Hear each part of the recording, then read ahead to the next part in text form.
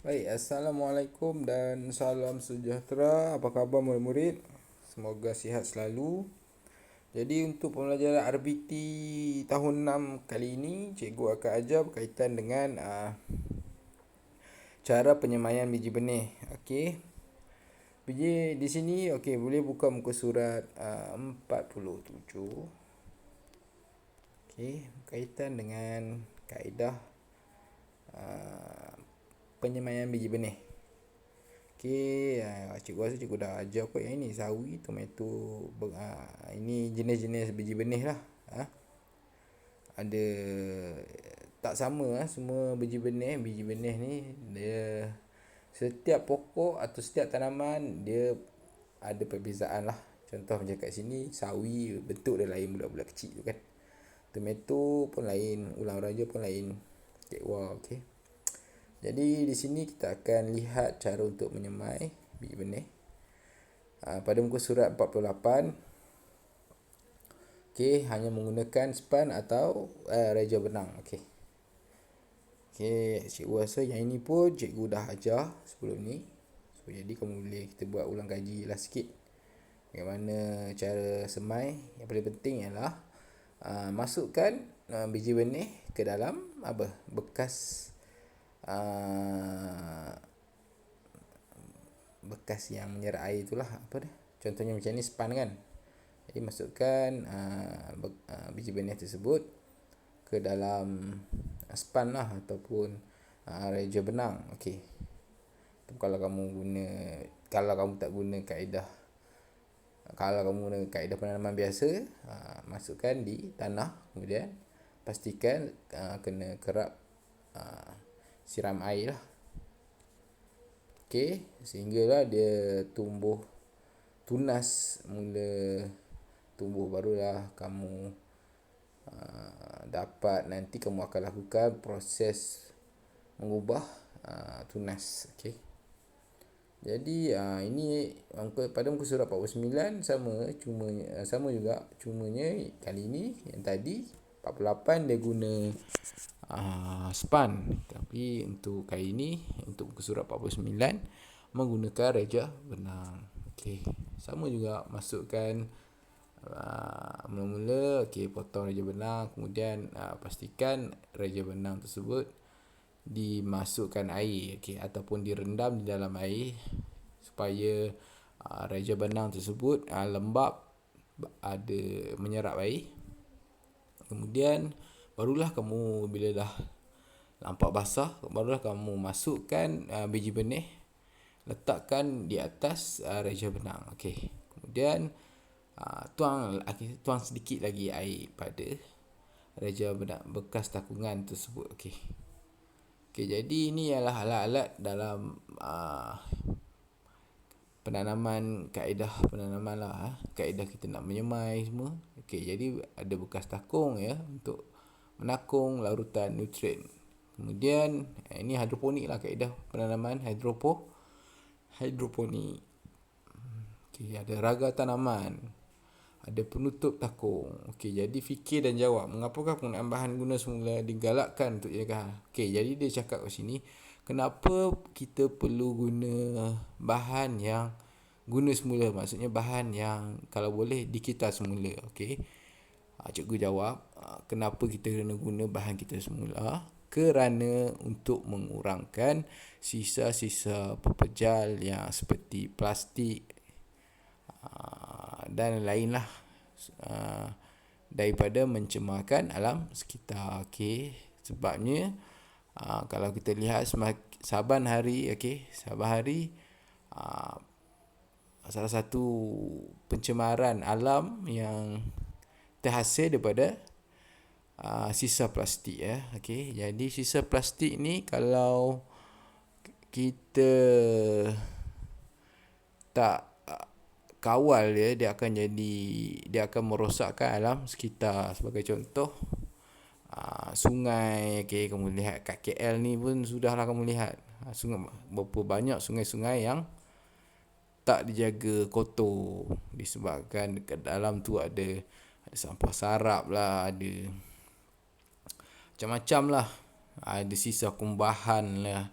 Jadi oleh itu cikgu berpesan supaya selepas ni kalau kamu ada sampah, pastikan kamu buang sampah di tempat yang sepatutnya, iaitu tong sampah. Jangan buang sampah dekat sungai, dekat dalam longkang, sebabnya nanti ianya akan menyusahkan kita balik, akan tersumbat. Air tercemar, okey, kamu lihat bila air tercemar, bekalan air terpaksa diputuskan, jadi menjadi satu kesusahan balik kepada kita. Jadi sebab itulah kita perlu berpesan kepada yang lain-lain supaya menjaga alam sekitar. Okey,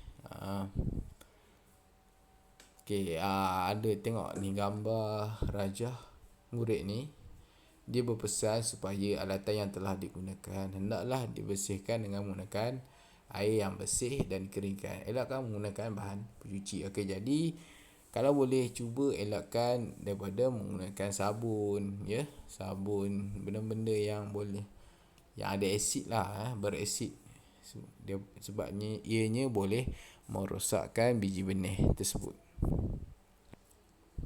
Okey, kita lihat pada muka surat 51. Okey, penyediaan larutan nutrien. Larutan nutrien adalah bahan terpenting yang membekalkan zat makanan yang lengkap kepada tanaman hidroponik kita. Okey, jadi dia tak dalam tanaman hidroponik kita tak boleh buat air je, kita kena mesti letak larutan nutrien, kerana larutan nutrien ni dia bahasa mudah dia sebagai makanan kepada tanaman. So dia tanaman tersebut akan serap nutrien. Macam kita lah, kita makan nasi kan, kita makan nasi bukan setakat lapar je, kita nak nutrisi dalam nasi tersebut yang ada karbohidrat. Kalau ayam ada protein. Sama juga dengan tanaman, memerlukan nutrien untuk ia membesar lah. Okey, jadi di sini dia cakap kita perlu goncang stok yang hendak digunakan, okey, untuk membuat bancuhan. Jangan lupa menutup bekas larutan stok selepas digunakan. Sebab apa? Sebabnya apabila terdedah kepada cahaya matahari, larutan nutrien boleh dia dissolve ni apa panggil, terlarutlah dengan air. Okey, jadi nota guru beritahu murid bahawa mereka boleh mendapatkan nutrien stok A dan stok B daripada pelbagai jenama yang terdapat di pasaran. Okey, jadi sekarang kamu boleh dapat jenis-jenis larutan nutrien di internet lah. Kamu tulis je nutrien tanaman. Okey, jom kita tengok. Tulis. Okey. Ini cikgu ajar darjah 5 tadi berkaitan dengan hidroponik juga, iaitu leka. Apa itu leka? Leka ni ialah salah satu medium untuk menyerap air lah, ya. Macam ni. Ni leka lah. Boleh juga guna. Okey, larutan nutrien. Tulis larutan nutrien tanaman. Tanaman.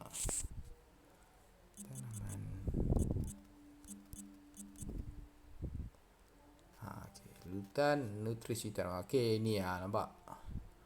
Dia ada banyak berbagai jenis harga. Ada harga yang dalam RM4. Jadi buat sebelum kamu nak beli tu, ni Side Sing, satu set super booster parti baja hidroponik RM12. Ini pun sama, set baja cecair AB RM12. Jadi sebelum kamu nak beli tu kan, kamu pastikan kamu buat kajian lah. Buat kajian, tengok nilai harga mana yang lebih, adakah murah lebih bagus ataupun mahal sangat lebih bagus. Jadi kamu kena bijak lah untuk membeli, ya. Untuk sebagai pengguna, kamu kena bijak membuat pilihan. Pilih barang yang berkualiti dengan harga yang berpatutan. Okey. Buat kajian dulu, boleh baca. Okey, macam contoh kamu pergi kat Shopee kan, kamu tengok komen dia, okey, bagus ke tak bagus, review, feedback kepada customer kan. Kalau customer kata tak bagus, jadi jangan lagi beli kat kedai tu, pergi beli kedai lain. Okey, supaya kamu tidak tertipu. Baik, seterusnya kita lihat balik buku teks. Okey, pada muka surat 52 dia ada menerangkan tentang bagaimana hendak menghasilkan larutan nutrien. Okey, sebelum pindah anak benih dalam takung tanaman, okey, kamu kena sediakan larutan nutrien. Macam mana ni cakap tadi. Okey, larutan nutrien. Okey, langkah untuk menyediakan larutan nutrien adalah seperti di bawah. Jadi ada 4 langkah mudah saja. Tuangkan air dulu, kemudian masukkan stok A mengikut sukatan dan kacau hingga sebati. Kemudian masukkan pula stok B. Okey, selepas dah masukkan stok A dan stok B, tutup bekas tersebut dengan penutup dia lah untuk supaya dilindungi daripada cahaya matahari. Curahan ilmu.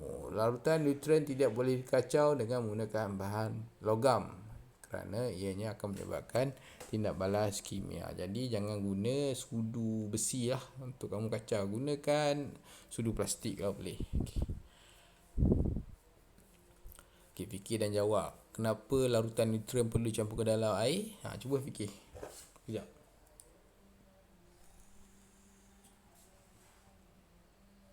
Okey, kenapa? Macam cikgu cakap tadi, sebabnya kita kalau kita pun perlukan nutrisi, apatah lagi tanaman.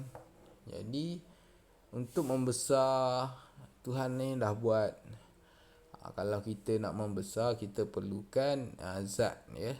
Tanaman pun sama, memerlukan zat untuk dia membesar. Kalau apabila tanaman tak cukup zat, kemungkinan tanaman tersebut tidak akan tumbuh, ataupun ianya kalau kamu dah beli dekat kedai bunga tu kan, bila kamu dah beli, lepas tu kamu jaga kat rumah, kamu tak letak baja semua, dia kemungkinan pembesaran dia akan terbantu. Jadi perlu tanaman memerlukan nutrisi untuk ianya membesar, tumbuh sihat lah.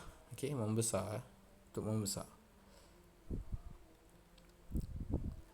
Okey, nota guru. Okey, dia suruh, cuba lihat pada muka surat 52 tu, dia suruh kamu berhati-hati apabila mengendalikan bahan yang berbahaya lah. Dia tak berbahaya larutan nutrien ni, cumanya perlu ambil langkah keselamatan lah. Pakai sarung tangan, basuh dulu. Lepas dah masukkan, selesai buat larutan nutrien, sila basuh tangan. Okey. Kemudian yang inilah seterusnya, iaitu kaedah mengubah anak benih. Okey, jadi anak benih yang cukup tumbuhnya dan tumbuh sihat perlu diubah ke dalam bekas. Maksudnya kat sini dia cakap apabila dah tumbuh tunas tu, kalau kamu nak tahu macam mana bentuk tunas, tunas ni selalunya dia ada 2 atau 3 jenis, 3 helai daun sahaja. Itu ialah tunas. So apabila dah tumbuh tunas anak benih, kamu kena pastikan, okey, yang pertama tengok, lihat sini, anak benih mempunyai 2 atau 3 helai daun. Anak benih tumbuh dengan sekata, tiada serangan perosak, anak benih tidak patah atau cedera, anak benih tiada serangan penyakit. Jadi kena pastikan kelima inilah. Sewaktu dia dah tumbuh anak benih tu, pastikan 5 perkara ini dahulu sebelum kamu pindahkan ke dalam bekas takungan. Okey, curahan ilmu, kamu lihat lah. Penyakit reput akar mudah menyerang tanaman jika alatan penanaman tidak dijaga dengan bersih. Okey, maksudnya pokok pun boleh sakit. Pokok pun ada penyakit. Salah satu penyakit dekat pokok ni iaitu penyakit reput akar. So ianya terjadi apabila kotor lah, bekas tu kotor. Jadi datang pokok tanaman atau anak benih terkena penyakit. Okey, fikir dan jawab. Mengapa pertumbuhan anak benih terbantut? Macam cikgu cakap tadi, terbantut kerana tiada nutrien. Sama macam kamu lah, kalau kamu nak tinggi, minum apa? Minum kalsium. Makan kalsium. Makan kalsium ni maksudnya ambil zat kalsium, maksudnya minum susu, makan apa lagi? Kalsium ada apa lagi? vitamin makan kalsium, vitamin kalsium kan, pil kalsium tu. Itulah. Cheese ada kalsium. Cheese pun ada kalsium sebab dia dibuat daripada susu. Okey. Mentega, keju, cheese. Okey, jadi untuk hari ni aktiviti untuk hari ni ialah cikgu nak buka muka surat 53. Cikgu nak kamu cuba salin kaedah mengubah. Salin muka surat 53 tu. Yang paling penting sekali ialah kamu kena tahu berkaitan dengan 5 faktor bagaimana menentukan anak benih yang sihat. Okey. Yang inilah 5. Satu, anak benih tumbuh sekata. 1. Okey, itu fakta. Anak benih mempunyai 2 atau 3 helai daun. Okey, itu pun fakta. Jadi kamu kena tahulah. Anak benih tiada kesan serangga perosak. Maksudnya kat sini kalau nak tahu ada kesan serangga perosak, daun dia ada lubang-lubang ke, di batang daun tu dia ada macam hitam-hitam ke. Okey. Anak benih tidak patah atau cedera. Patah tu cedera. Tiada serangga penyakit. Okay. Ini muka surat 54 dia cara ubah lah. Cara ubah senang je maksudnya. Dengan ambil dengan berhati-hati, masukkan ke dalam bekas takungan. Okey. Okey, jadi untuk hari ni aktiviti yang pertama ialah kamu salin dulu muka surat 53 5 faktor tu. Dan yang kedua untuk aktiviti kali ni, cikgu nak kamu buka YouTube. Cikgu nak kamu lihat video tentang yang pertama hidroponik. Okey. Dan yang kedua, yang ni yang menarik, iaitu aquaponik. Okey, aquaponik ni macam ni. Cikgu tunjuk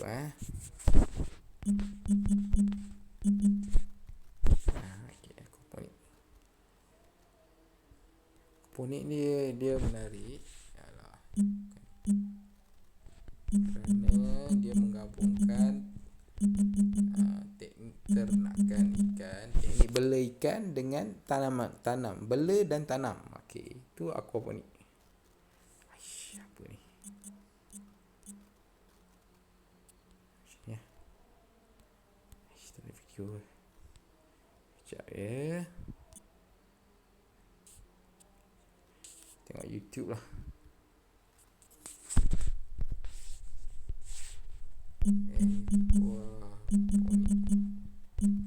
Okey, kita tengok sini. Ni nampak. Ni aquaponik ni. Nampak. Di bawah ni ada ikan.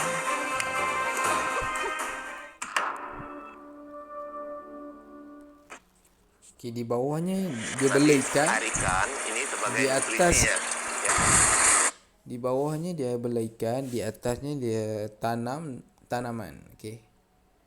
Ini ialah aquaponik. Ini yang cikgu cakap tadi, leka ya, leka.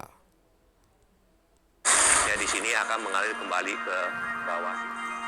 Jadi cikgu nak ini aktiviti yang kedua ialah selepas kamu dah salin, kamu cuba lihat video berkaitan dengan aquaponik dan aquaponik. Video supaya kamu dapat info tambahan lah. Benda ni bukan apa sebabnya, benda ni adalah salah satu kemahiran. Kamu takkan rugi apabila kamu tahu berkaitan dengan aquaponik, berkaitan dengan hidroponik, kerana nanti kamu boleh aplikasikan, kamu boleh hasilkan di dalam kehidupan lah. Kamu boleh guna.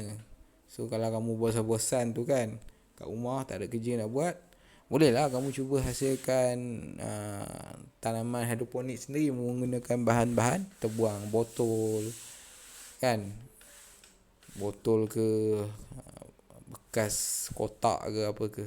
Okey. Jadi itu sahaja pelajaran kita untuk hari ini. Jadi sekian, terima kasih. Assalamualaikum warahmatullahi wabarakatuh.